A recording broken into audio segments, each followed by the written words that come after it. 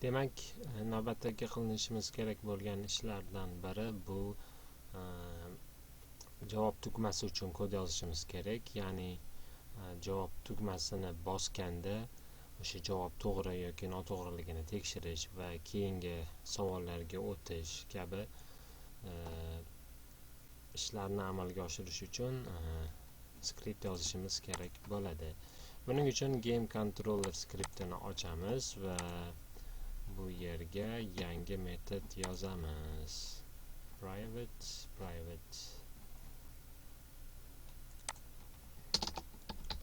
Bu metodimiz public void tipli bo'ladi. Answer button click it deb nomlaylik. Ya'ni javob tugmasi bosilganda. Bu is correct. Bu nega public bo'ldi degan savol, bu metodimiz boshqa skriptdan turib chaqiriladi. Shuning uchun biz uni public qilishimiz kerak. Ya'ni access modifier bu yerda public bo'lishi kerak. Chunki bu metodni boshqa skriptdan turib chaqiramiz va is correct rost bo'lsa nima qilsin? Agarda boolean is correctimiz rost bo'lsa, demak, ya'ni is correct bu nima degani? Is correct ya'ni answer button damidi? Yo'q, answer data da is correct degan boolean tipidagi o'zgaruvchimiz bor. Ya'ni bu javob to'g'ri noto'g'riligini tekshiradi. Is correct. Ya'ni bu yerda agar demak javob to'g'ri bo'lsa, demak biz ball berishimiz kerak. Shuning uchun player score ga plus equal current round data dot point adversary current answers. Shuni beramiz.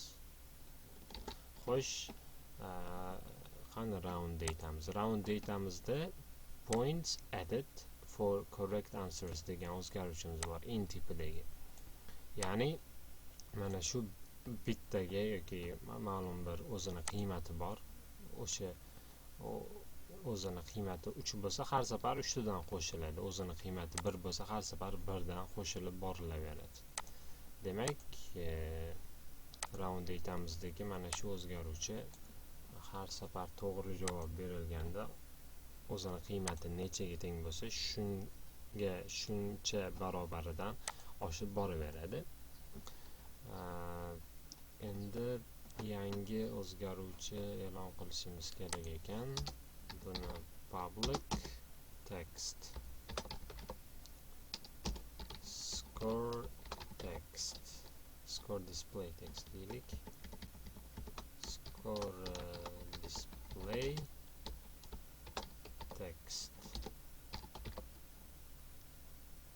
display text save. Demak,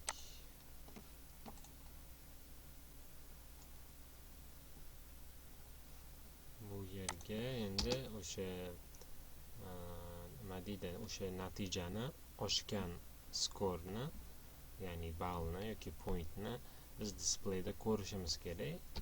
Shuning uchun hozirgina yaratgan text tipidagi o'zgaruvchiga quyidagi narsani beramiz. Score class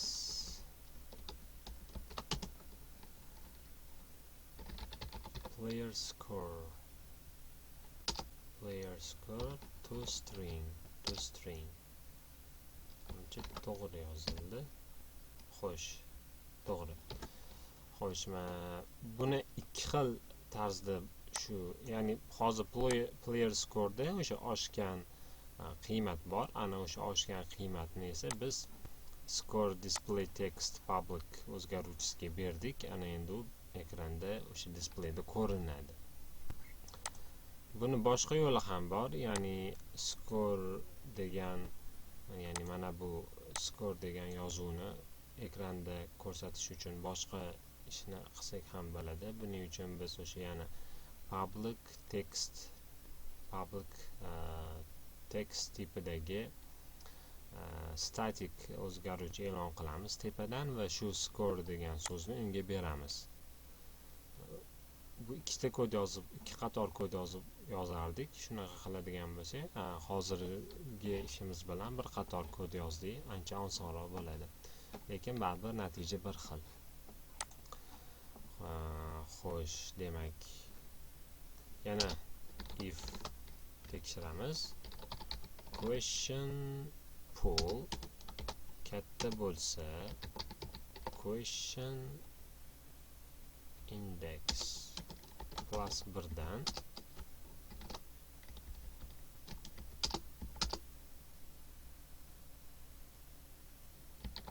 question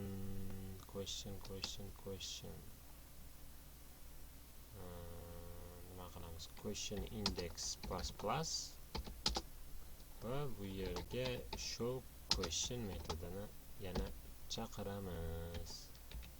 Xo'sh, bu nima? Bu keyingi savolga o'tib ketish vazifasini bajaradi bu kodimiz. Aks holda bo'lsa-chi?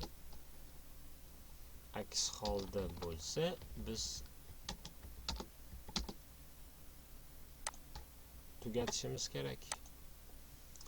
Quiz game tugashi kerak, chunki hamma savollar berib bo'lingan bo'ladi. Ya'ni hech qanday savol qolmaydi. Shuning uchun and over deb nomlaylik. Mayli, and over emas, and round.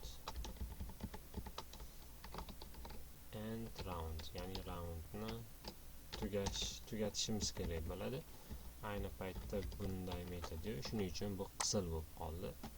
Shuning uchun public void and round metodini yozamiz. Endi bu qizil o'chdi. Is round active equal false deymiz. Ya'ni round false. O'shanda to'g'ri bo'ladi. Xo'sh, demak, agar esimizda bo'lsa, bizda ikkita panel bor edi. Question panel and round panel.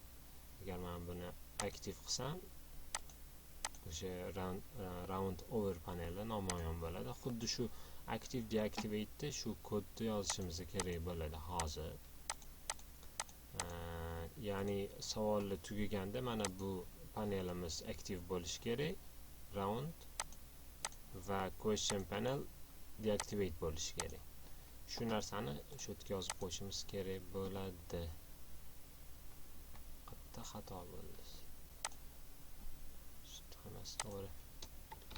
Buning uchun bizga ikkita yana public game object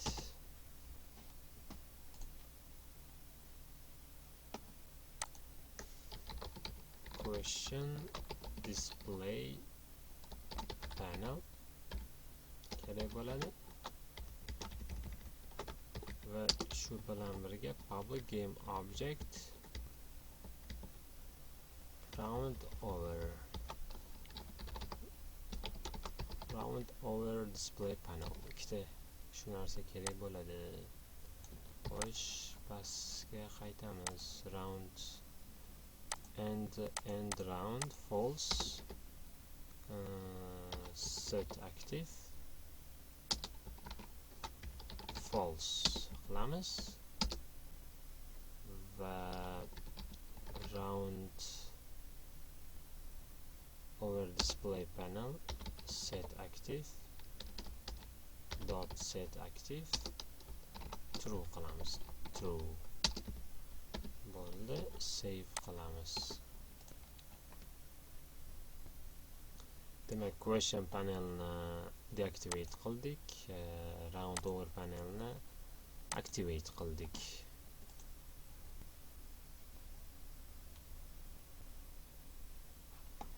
Endi mana bu 3ta hozirgina yaratgan 3ta public tipli text game objektlarni inspektor panelidan skriptimizga qo'yib chiqishimiz kerak bo'ladi.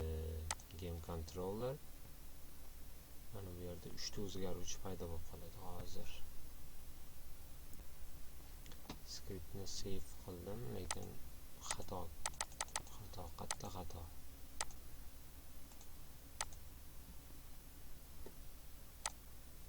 Tushunmadim.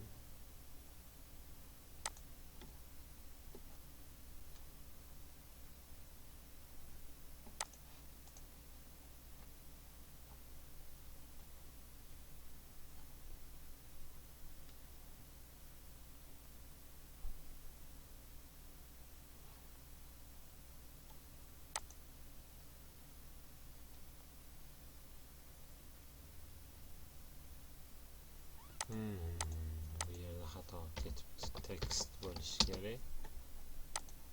Save. Endi menimcha xato o'chadi. 51. Nega bu xato bo'ldi? To'g'ri, botga bu minus qolib ketibdi. Chunki bu array edi. Array bo'lganligi uchun shuni qo'yishimiz kerak. Save qildik. Nega? Ketdi. Xatolar ketdi. Demak, question display panel, question panel, round over display panel, score display text. Qani score UI demadi. Mana ekan. Game controller, score display, save qildik. Skriptimizni save qilamiz. Xo'sh. Endi esa answer button klassidan ba'zi o'zgartirishlar kiritamiz bu klassga.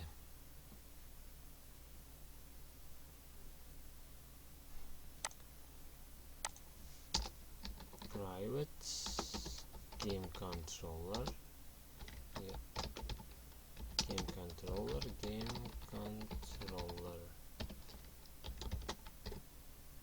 void startdan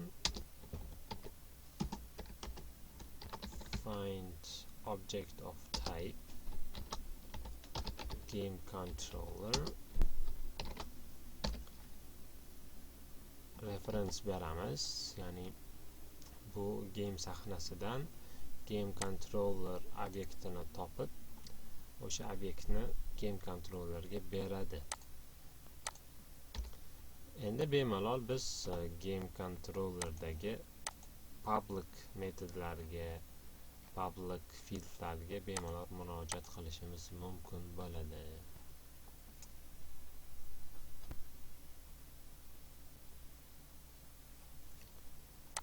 Hozircha update bizga kerak emas.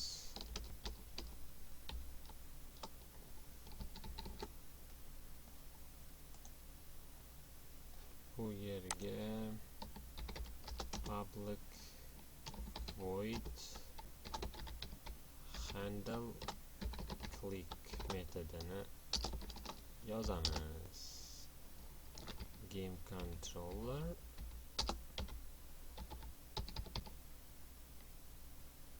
answer button clicked. Answer data, ya'ni bu yerda private answer data bor edi. Answer data dot is correct.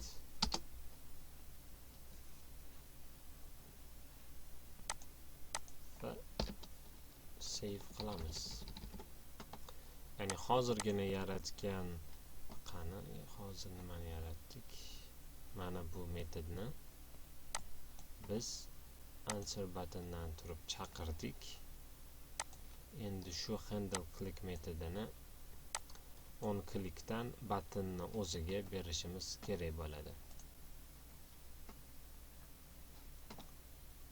prefab, ya'ni bu answer button degan skriptimiz prefab, ya'ni javob tugmasi prefabiga qo'yilgan edi adashmasam.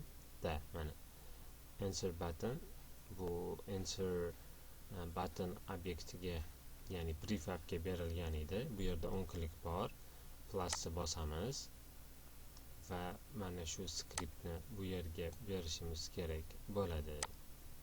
Berdik va bu yerdan answer button,